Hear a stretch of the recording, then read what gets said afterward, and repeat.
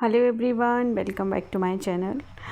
This is the question from continuity and differentiability, right? The question is find k if fx equals to k sin pi by 2x plus 1 if x is less than equals to 0 and 10x minus sin x upon x cube if x is greater than 0. Okay, is continuous at x equals to 0. ठीक है, तो अगर ये continuous function है at x equals to 0 पर, तब हमें k की वैल्यू फाइंड आउट करनी है. ठीक है, तो ऐसे क्वेश्चन में पहला काम होता है कि आपको डेफिनेशन चेक करना होता है कि जो फंक्शन है इसकी डेफिनेशन क्या है ना. तो if this function x equals to 0, अगर x इक्वल्स टू 0 पर मैं चेक करूं तो इस फंक्शन का जो fx है वो फंक्शन मेरा क्या बनेगा, k sin pi by 2 x plus 1. Okay, अगर लेस देन 0 है तो मतलब कि ये मेरा LHS इधर पड़ रहा है. तो जो LHS है x लेस देन 0 पर, तब भी मेरा फंक्शन क्या है, k sin pi by 2 x plus 1 है. ओके, जब x ग्रेटर देन 0 है तो ये फंक्शन क्या हो गया, 10x minus sin x upon x cube.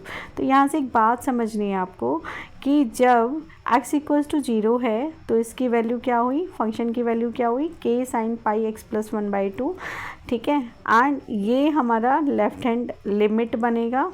ठीक है, एंड ये वाला जो फंक्शन है ये हम राइट हैंड लिमिट के लिए अप्लाई करेंगे. ओके, सो कॉन्टीन्यूस के लिए हमने क्या करना होता है, हमने दिखाना होता है कि left hand limit should be equals to right hand limit.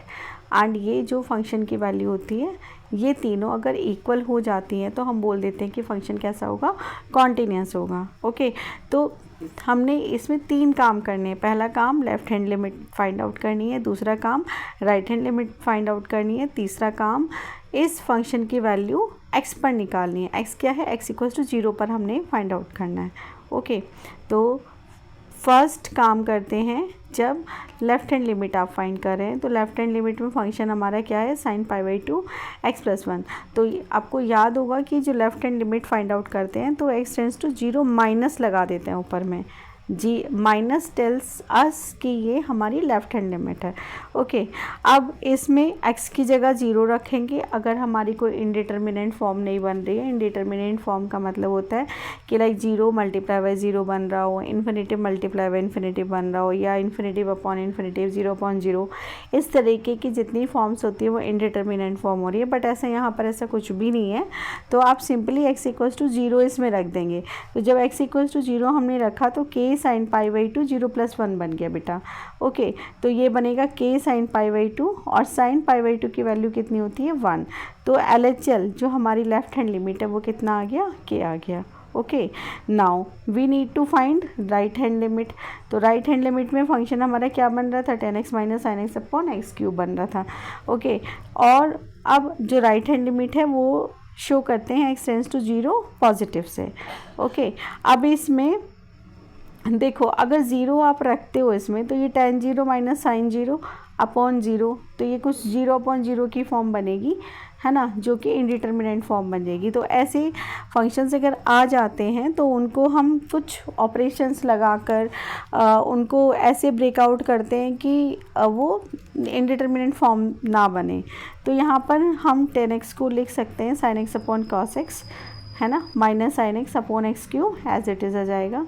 तो यहाँ पर एक आपने पढ़ा होगा थ्योरम, सैंडविच थ्योरम बोलते हैं उसको, कि सैंडविच थ्योरम क्या कहती है कि अगर मेरे पास कोई फंक्शन है, ठीक है, और लिमिट x टेंड्स टू 0 है, ठीक है, और मेरे पास यहाँ क्या है, sin x अपॉन एक्स है या tan x अपॉन एक्स है ना, तो उसकी वैल्यू कितना हो जाती है, 1 हो जाती है. ये हमने पढ़ा हुआ है. तो कुछ इसी का यूज़ करके यहाँ पर काम करना है.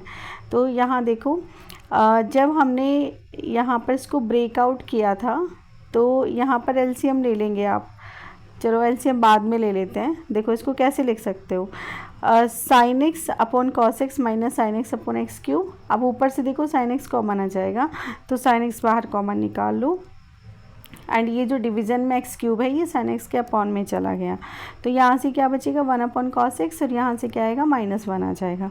ओके, अब मैंने नीचे वाला जो एक्स क्यूब था इसको 2 पार्ट्स में डिवाइड कर दिया. एक एक्स यहाँ ले लिया और जो बाकी एक्स स्क्वायर था वो इसको यहाँ पर लिख दिया.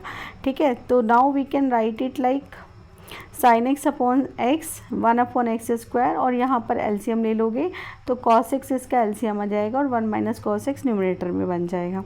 ठीक, अब यहाँ पर अप्लाई कर दिया आपने सैंडविच थ्योरम, जिसकी वैल्यू कितना हो गई 1 हो गई, राइट। अब लिमिट जो है अगर मल्टीप्लिकेशन में भी है तो वो जितने भी फंक्शंस हैं उन सभी फंक्शंस पर अप्लाई हो जाती है। अब ये तो एक तरीके से फिनिश हो गया। अब लिमिट कहाँ अप्लाई होगी, जो बाकी बचा हुआ है इसको देखो ज़रा।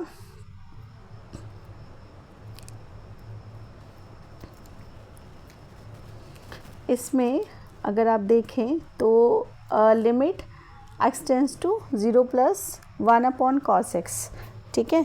जो नीचे यहाँ कॉस एक्स था उसको मैंने अलग रख लिया, एंड जो लिमिट है, क्योंकि अगर याद हो बेटा थोड़ा सा यहाँ पे बता देती हूँ मैं तुम्हें कि अगर लिमिट एक्स टेंस टू 0 हो और मेरे पास दो फंक्शन हो एफ एक्स और जी एक्स, मान लो दो फंक्शन हो, तो लिमिट जो है वो एफ एक्स पर भी अप्लाई होगी और लिमिट जी एक्स पर भी अप्लाई होगी, है ना। कुछ इस तरीके से ये अलजेब्रा ऑफ लिमिट में पढ़ाया गया था। ओके, चलो अब यहाँ पे देखो ये बात समझ आ गई होगी कि जो 1 अपॉन कॉस एक्स है उसको मैंने अलग से रख लिया, and limit x tends to 0 plus 1 minus cos x upon x square.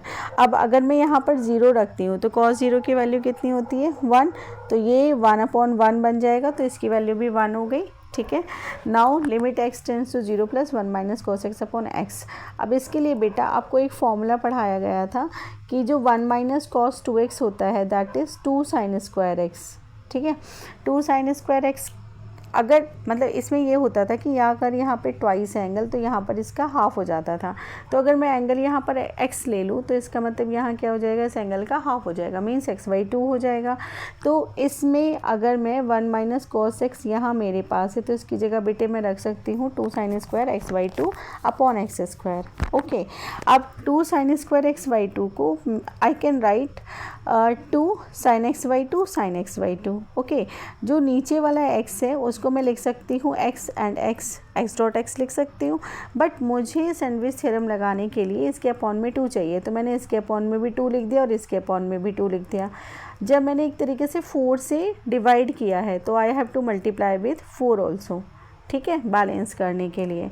अब ये 2/4 मतलब कि 1/2 हो जाएगा, तो इसको मैंने बाहर रख दिया since it's a constant, right. And जो एक लिमिट है वो इस वाले पे इतने फंक्शन पर अप्लाई करूँगी, एंड जो दूसरा लिमिट है वो इतने वाले फंक्शन पे अप्लाई करूँगी। तो limit x tends to 0 plus sine x/2 upon x/2 and limit x tends to 0 plus sine x/2 upon x/2। अब यहाँ से आप देख सकते हो कि इन दोनों फंक्शंस की वैल्यू कैसी हो गई, 1 1 आ गया, क्योंकि सैंडविच थ्योरम के अकॉर्डिंग ये भी 1 और ये भी 1, तो कितना आया, राइट हैंड लिमिट 1/2। अब हमें फंक्शन की वैल्यू 0 पर और निकालनी है, ठीक है। तो 0 पर हमारी फंक्शन की वैल्यू क्या बन रही थी, k साइन π/2 0 प्लस 1, तो ये वैल्यू कितना आ गई k। अब फंक्शन अगर कॉन्टीन्यूस है ना, तो उस केस में क्या होगा, LHL equals to RHL equals to value of the function at x। Okay, तो क्या हुआ, k equals to 1/2 equals to k हो गया। तो यहाँ से कहीं से भी कंपेयर कर सकते हो, तो k की वैल्यू बेटू कितना आ गई 1/2। तो इसका मतलब आप क्या बोल सकते हो कि hence function is continuous at x equals to 0। Okay, and value of k is 1/2। Thank you so much.